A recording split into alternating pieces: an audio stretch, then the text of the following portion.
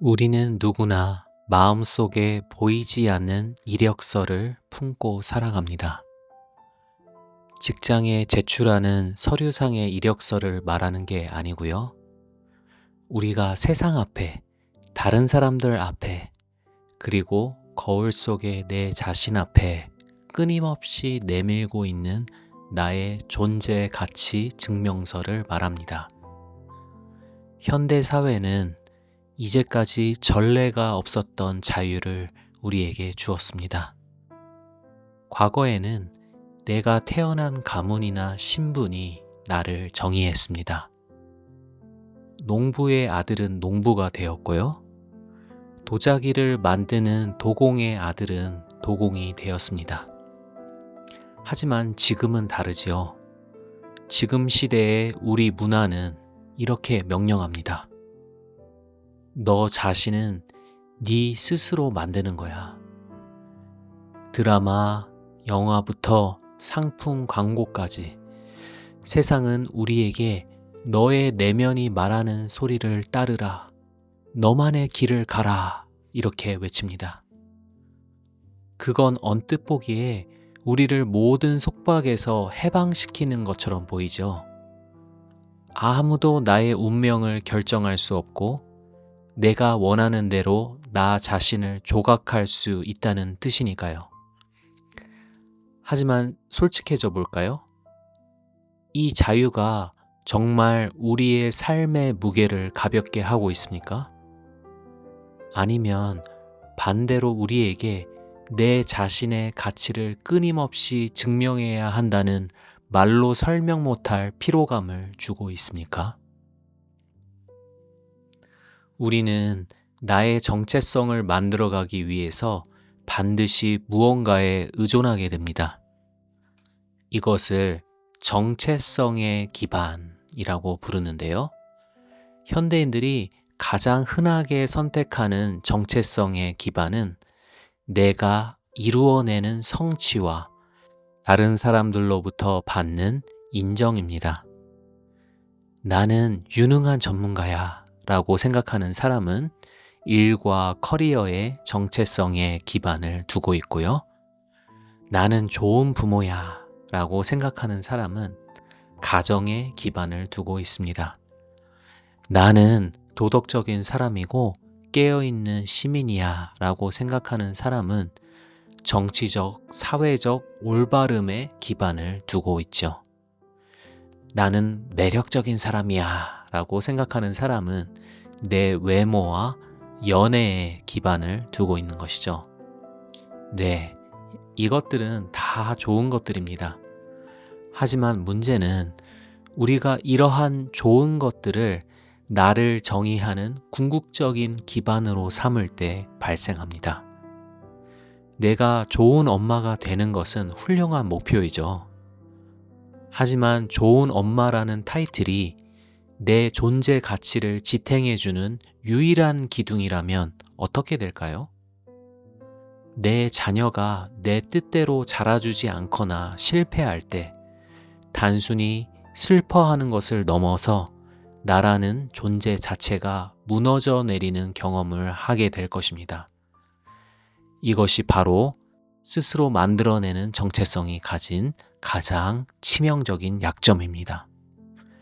나의 가치가 내가 만들어내는 성과에 달려있기 때문에 내 마음이 쉴 곳이 없습니다. 성공할 때 우리는 교만해집니다. 거봐, 내가 해냈어. 그리고 타인을 무시하게 됩니다.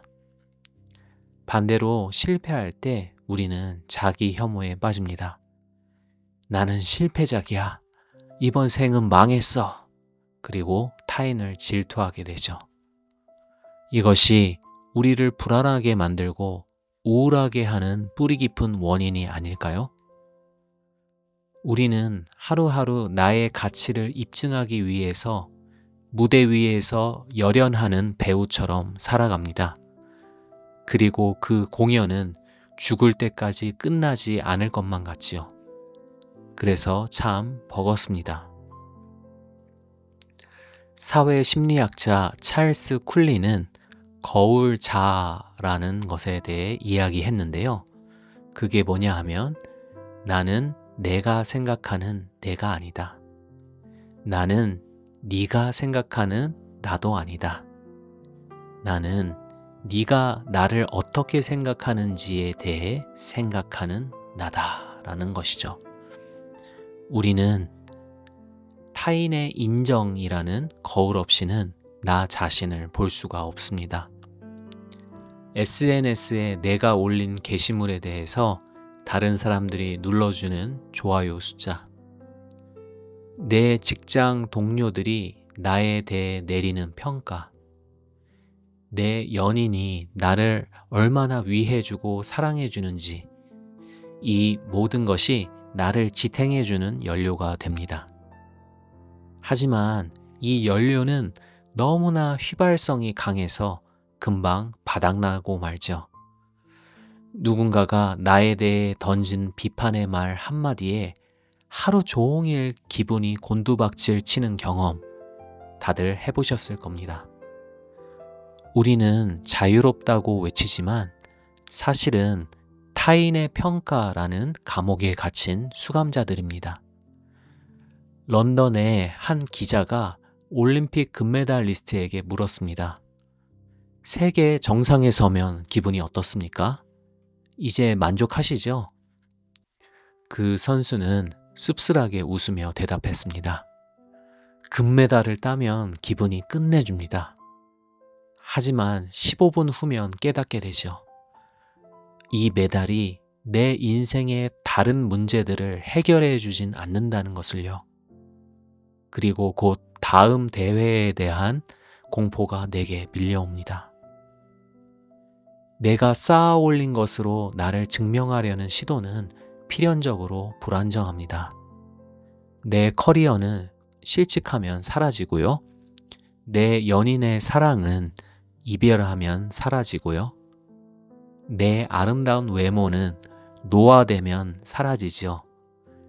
내 성공은 실패하면 사라집니다. 이렇게 상황이 변하면 나도 사라져버리는 불안정한 정체성인 것이죠. 그렇다면 대안은 뭘까요? 아예 나 자신에 대해서 아무런 생각도 하지 말고 그저 아무런 욕망 없는 삶을 사는 게 답일까요? 아니면 내 정체성을 형성하는 완전히 다른 방식이 존재하는 걸까요? 네, 기독교의 복음은 우리의 정체성에 대해서 세상의 다른 종교들과 철학과는 완전히 다른 길을 제시합니다. 대부분의 종교는 이렇게 말합니다. 도덕적으로 선하게 살고 수행과 공로를 쌓아라. 그래서 신을 기쁘게 해라. 그러면 너는 가치 있는 존재가 될 것이다.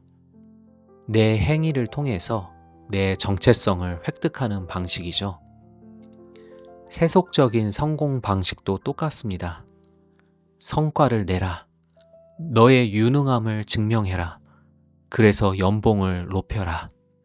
그러면 너는 인정받는 존재가 될 것이다. 이렇게 세속적 성공 방식도 내 행위를 통해서 내 정체성을 획득하는 방식입니다. 하지만 성경이 가르치는 복음은 이 순서를 완전히 뒤집어 버립니다. 너는 예수 그리스도를 통해서 아무 조건 없이 이미 사랑받는 존재야. 너는 이제 아무 두려움 없이 하나님 자녀답게 살 수 있어. 먼저 나에게 정체성이 주어지고 나서 그 다음에 내 정체성에 맞는 행위를 하게 됩니다. 이 차이를 이해하는 것이 정말 중요합니다. 성경은 말하죠. 우리의 정체성은 성취하는 것이 아니라 선물처럼 주어지는 것, 수여받는 것입니다. 고대 왕실에서 한 아이가 입양되는 경우를 한번 상상해 볼까요? 고아였던 아이가 왕에게 입양되는 순간 그는 왕자가 됩니다. 그가 왕궁에서 뭔가 업적을 세웠기 때문이 아니죠. 왕이 그를 자녀로 삼아주고 이름을 지어주었기 때문입니다. 그의 신분이 먼저 주어지고 그리고 나서 그 신분에 맞게 노력하게 되는 것이죠. 팀 켈러 목사님은 이것을 나를 잇는 자유라고 불렀습니다.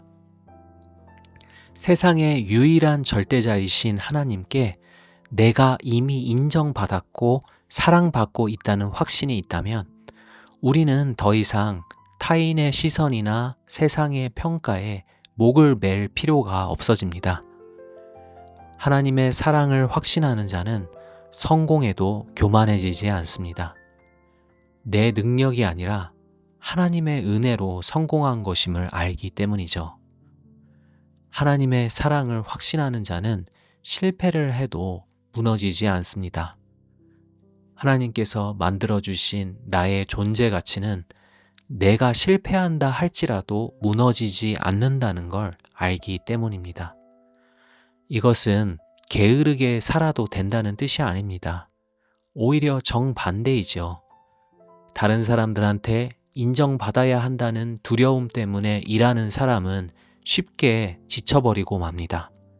하지만 두려움 때문이 아니라 내가 이미 받은 사랑에 대한 감사와 기쁨으로 일하는 사람은 누구보다 탁월하게 그리고 오랫동안 지속적으로 일할 수 있습니다. 이것이 복음이 주는 역설적인 자유인 것이죠. 오늘부터 8주간의 여정을 통해서 세상이 들려주는 그 어떠한 이야기보다 더 나은 이야기로 여러분을 초대합니다. 당신의 이력서는 화려할 수도 있고 감추고 싶을 만큼 초라할 수도 있습니다. 하지만 복음은 당신에게 묻습니다. 너는 언제까지 그 이력서로 네 자신을 증명하려 하느냐? 예수 그리스도는 우리의 이력서가 필요 없으신 분입니다. 그분은 우리의 성취가 아니라 나라는 존재 그 자체를 원하십니다. 우리가 스스로 쌓아 올린 불안정한 정체성 대신에 영원히 변하지 않을 단단한 반석 위에 우리의 이름을 새겨주고 싶어 하십니다.